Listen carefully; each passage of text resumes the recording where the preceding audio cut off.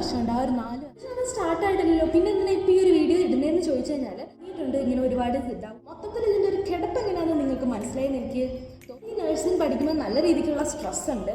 കുറച്ചൊക്കെ അടിച്ച് പൊളിച്ച് നടക്കണം എന്നുണ്ടെങ്കിൽ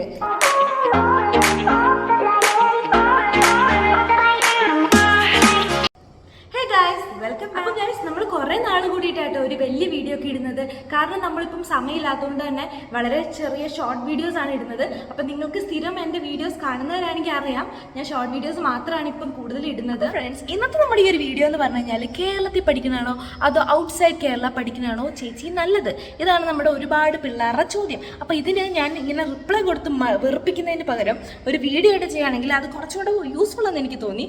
അപ്പോൾ ഇന്നത്തെ നമ്മുടെ ഒരു വീഡിയോയിലേക്ക് നമുക്ക് കിടക്കാം. അതായത് ഇന്നത്തെ ക്വസ്റ്റ്യൻ എന്ന് പറഞ്ഞു കഴിഞ്ഞാൽ കേരളത്തിൽ പഠിക്കണാണോ അതായത് ഔട്ട്സൈഡ് കേരളത്തിൽ പഠിക്കണാണോ നഴ്സിംഗിന് ബെസ്റ്റ് എന്നാണ് കുറേ കുട്ടികൾ ചോദിച്ചിട്ടുള്ളൊരു ചോദ്യം. അപ്പം ഞാൻ കേരളത്തിലായിട്ട് നഴ്സിംഗ് പഠിക്കണം, അതുകൊണ്ട് തന്നെ എനിക്ക് കേരളത്തിനെ പറ്റി ചോദിക്കുകയാണെന്നുണ്ടെങ്കിൽ ഇവിടെ നഴ്സിംഗ് പഠിക്കണം എങ്ങനെയുണ്ടെന്ന് ചോദിച്ചു കഴിഞ്ഞാൽ ഓക്കെ എനിക്ക് റിപ്ലൈ തരാനായിട്ട് പറ്റുമെങ്കിൽ +2 അത്യാവശ്യം നല്ല രീതിക്ക് മാർക്ക് ഉണ്ടെന്നുണ്ടെങ്കിൽ കേരളത്തിൽ പഠിക്കണത് തന്നെയാണ് ഏറ്റവും ബെസ്റ്റ് ചോയ്സ്. കാരണം നമ്മുടെ കേരളത്തിലെ അഡ്മിഷൻസ് എല്ലാം പോണത് LBS ത്രൂ ആണ്, അതായത് ഗവൺമെൻറ് ത്രൂ ആണ് നമുക്കിവിടെ അഡ്മിഷൻ എല്ലാം പോണത്.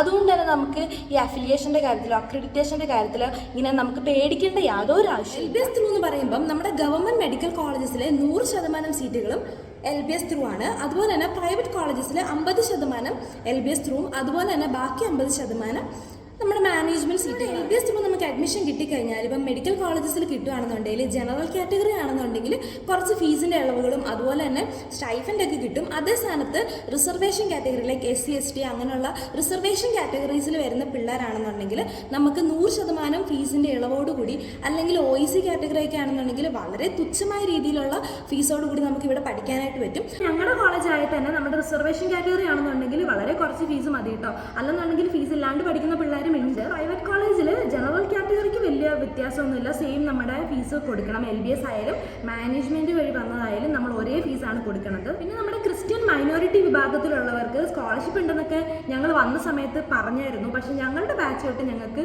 കിട്ടിയിട്ടില്ല. പക്ഷേ ഞങ്ങളുടെ സീനിയേഴ്സ് വരെ ഉള്ളവർക്ക് സ്കോളർഷിപ്പ് കിട്ടിയിട്ടുണ്ടായിരുന്നു. ഒരു കാരണവശാലും കേരളത്തിൽ അഡ്മിഷൻ കിട്ടില്ല എന്നൊരു സാഹചര്യം വരുവാണെങ്കിൽ നിങ്ങൾ പുറത്തേക്ക് അഡ്മിഷൻ നോക്കിയാൽ മതി എന്നാണ് ഞാൻ പറയുന്നത്. കാരണം നമുക്ക് ഇത്ര ആനുകൂല്യങ്ങളൊക്കെ നമുക്ക് ഇവിടെ കിട്ടുന്നുണ്ട്.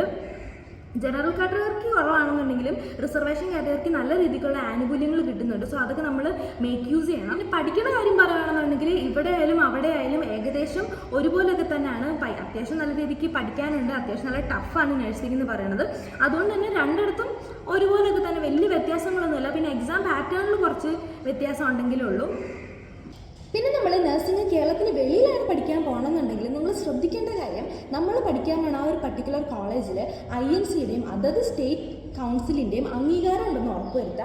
അല്ലെന്നുണ്ടെങ്കിൽ നമ്മൾ പഠിക്കണ വെറുതെ ആയിപ്പോവും, നമ്മുടെ സർട്ടിഫിക്കറ്റിന് ഒരു വാല്യൂ ഇല്ലാണ്ടായിപ്പോവും. പിന്നെ നമ്മൾ ശ്രദ്ധിക്കേണ്ട കാര്യം, നമ്മൾ പുറത്ത് അഡ്മിഷൻ എടുക്കാൻ പോകുമ്പം അവിടുത്തെ ഫെസിലിറ്റീസ് എങ്ങനെ ഉണ്ടെന്ന് ആദ്യമേ തന്നെ നോക്കണം. അതായത് നമ്മുടെ പഠിപ്പീരും ഹോസ്പിറ്റൽ അതുപോലെ ബെഡ് നമ്പർ ഇങ്ങനത്തെ കുറച്ച് കാര്യങ്ങളൊക്കെ ശ്രദ്ധിക്കണം. പിന്നെ ഹോസ്റ്റൽ എങ്ങനെയുണ്ട്, ഫുഡ് എങ്ങനെയുണ്ട്, കുറച്ച് പേരുടെ എന്തെങ്കിലും അന്വേഷിച്ചിട്ടൊക്കെ പോയിട്ട് വേണം നമ്മൾ അഡ്മിഷൻ എടുക്കാൻ വേണ്ടിയിട്ട്.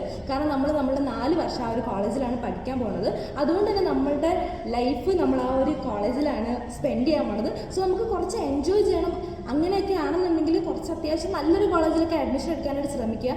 ഓൾറെഡി നഴ്സിംഗ് പഠിക്കുമ്പോൾ നല്ല രീതിക്കുള്ള സ്ട്രെസ് ഉണ്ട്. ഫസ്റ്റ് ഇയറൊക്കെ ചെല്ലുമ്പോൾ ഭയങ്കര പ്രഷറാണ്. പിന്നെ അങ്ങ് കുറഞ്ഞു വരും. എൻ്റെ രീതിക്ക് അത് ഫസ്റ്റ് ഇയറിലായിരുന്നു ഭയങ്കര സ്ട്രെസ്. പിന്നെ അങ്ങോട്ട് കുറഞ്ഞു വന്നു. ഇപ്പം ഞാൻ ന്യൂട്രൽ ലെവലിലാണ് പോകുന്നത്. അതുകൊണ്ട് തന്നെ നമ്മൾ ഒത്തിരി സ്ട്രിക്റ്റ് ആയിട്ട് ഇങ്ങനെ പിടിച്ചു വെക്കുന്ന ഒരു ടൈപ്പ് കോളേജിൽ പോകണമെന്ന് ഞാൻ പറയത്തില്ല.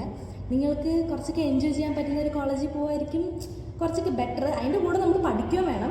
പഠിത്തം പ്ലസ് എൻജോയ്മെൻറ്റ് ആ ഒരു രീതിക്ക് നമുക്ക് ബാലൻസ് ചെയ്ത് പോകുകയാണെന്നുണ്ടെങ്കിൽ നമ്മളുടെ മെൻ്റൽ ഹെൽത്തിന് വളരെ നല്ലതായിരിക്കും.